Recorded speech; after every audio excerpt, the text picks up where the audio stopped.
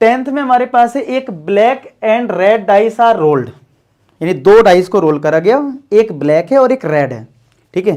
तो जब दो डाइस को आप रोल करते हो तो सैंपल स्पेस कितना आता है?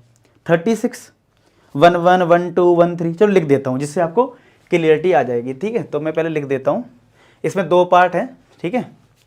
तो चलो पहले मैं सैंपल स्पेस लिख रहा हूँ।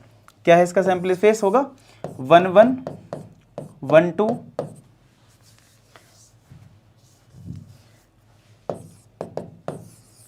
1 1 1 2 1 3 1 4 1 5 1 6, ठीक है।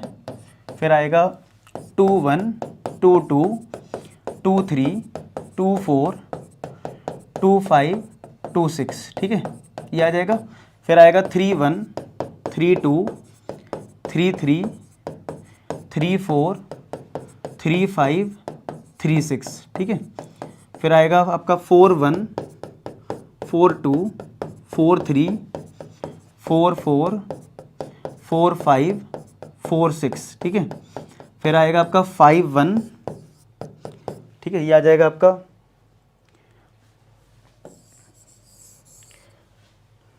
ठीक है, तो ये आपका आ जाएगा 5 1 5 2 5 3 5 4 5 5 5 6, ठीक है।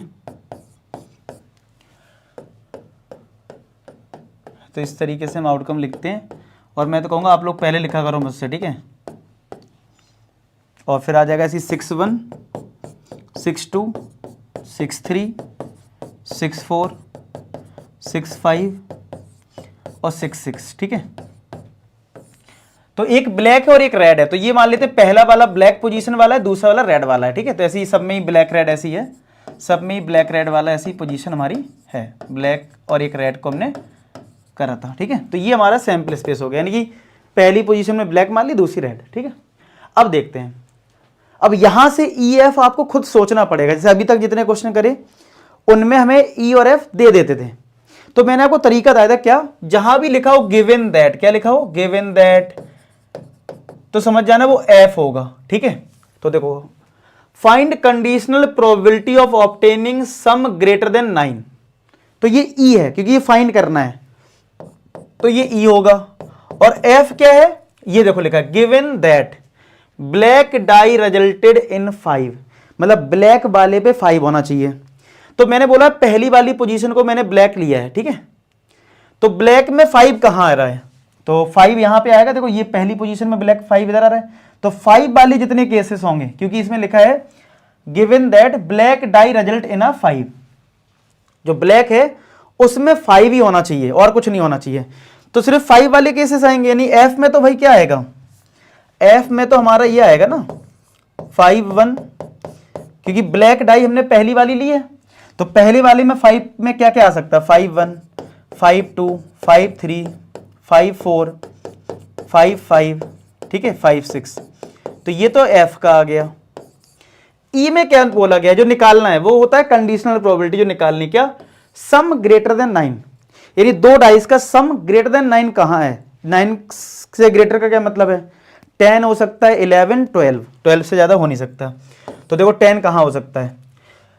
3 6 तो मैक्सिमम 9 है, यहां तक तो कुछ होगा नहीं, जो भी स्टार्टिंग होगी वो होगी यहां से 4 6 से, क्योंकि 9 से बड़ा 10 हो सकता है। तो ई में आ जाएगा 4 6, ये तो 9 ही रहेगा।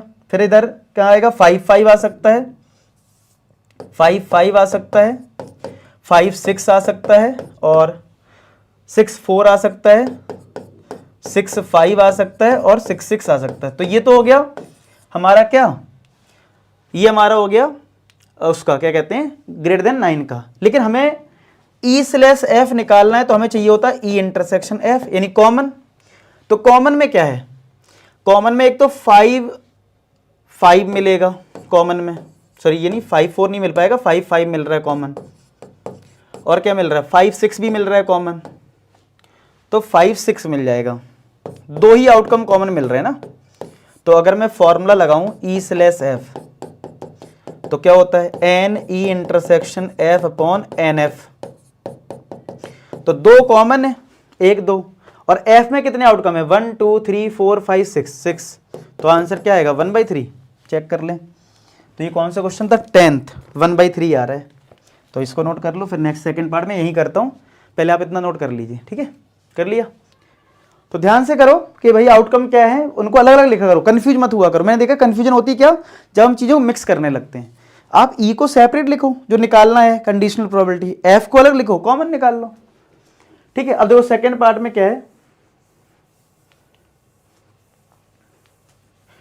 सेकेंड पार्ट में हमारे पास है कंडीशनल प्रोबेबिलिटी निकालनी किसकी, ऑब्टेनिंग सम 8, यानी जिसमें सम 8 आ रहा हो। तो ई हमारे लिए क्या हो गया, अब सम 8 कहां कहां हो सकता है, यहां तो हो नहीं पाएगा, यहां 2 6 में हो जाएगा, 3 5 में हो जाएगा, 3 5 में होगा तो 5 3 में भी हो जाएगा, ठीक है। और इधर तो होगा नहीं, 7 8 9 आएगा, फिर इसमें 4 4 में होगा, ठीक है। 4 4 में हो गया 8, और 4 5 में होगा नहीं, इधर 10 हो जाएगा। फिर ऐसी 5 3 तो मैंने पहले लिख लिया, और 6 2 में हो जाएगा, समझ रहे हो। तो ये ई में आउटकम आएंगे जिसमें सम 8 है। लेकिन गिवन दैट ये एफ होता है जो भी गिवन होता है, red die result in a number less than 4, जो रेड डाई है उसमें नंबर 4 से कम होना चाहिए। तो रेड डाइस हमने दूसरी वाली ली है, तो 4 से कम कौन कौन से आउटकम हो जाएंगे, देखो 4 से कम में ये तो आएंगे नहीं, इधर वाले तो आएंगे नहीं, और ये वाले तो आएंगे नहीं, क्योंकि 4 से ज्यादा हो रहे हैं, 4 के बराबर है, ये तो हटा दो, ये हटा दो। तो 4 से कम में रेड वाली डाइस पे, रेड वाली डाइस मतलब दूसरी वाली पे, जैसे 1 2 3 ये वाला आ जाएगा, 1 2 3 1 2 3, यानी ये वाले इधर वाले आउटकम आ जाएंगे। ये 8 आउटकम्स आपको मिले, इस 8 नहीं, 3 6 9 12 15 18 18 आउटकम्स आपको मिलेंगे। तो मैं इधर अगर लिखना चाहूं तो लिख लेता हूं, चलो 18 आउटकम्स आएंगे, क्या क्या, 1 1 1 2 1 3, ठीक है। फिर आएगा ऐसे 2 1 2 2 2 3, क्योंकि ये दूसरी वाली जो पोजीशन है वो रेड है, जो दूसरी वाली पोजीशन है ना वो रेड है। फिर ऐसे आएगा 3 1 3 2 3 3, फिर ऐसे आएगा 4 1 4 2 4 3, 5 1 5 2 5 3, फिर आएगा 6 1 6 2 6 3। तो कितने आउटकम हो गए यहाँ पे, 18 ना, ठीक है।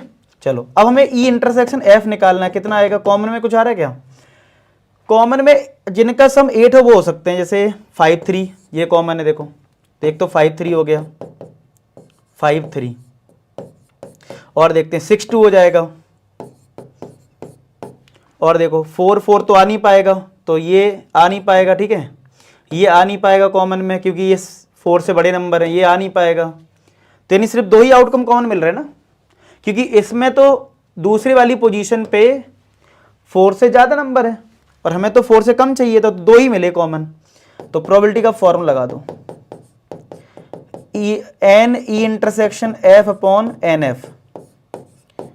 तो दोनों में कॉमन कितना है, 2 एलिमेंट, और एफ में कितने एलिमेंट थे 18, तो क्या आंसर 1/9 आ गया। तो यही आ रहा है आंसर 1/9, नोट कर लो, आया समझ में। तो आप अगर कायदे से अगर एलिमेंट लिखते हो और सब कुछ प्रॉपरली करते तो इतनी दिक्कत नहीं आएगी, बस सोचना नहीं है, लिखना है, ठीक है, बस इस बात का ध्यान रखो। तो ये बी पार्ट हो गया। चलो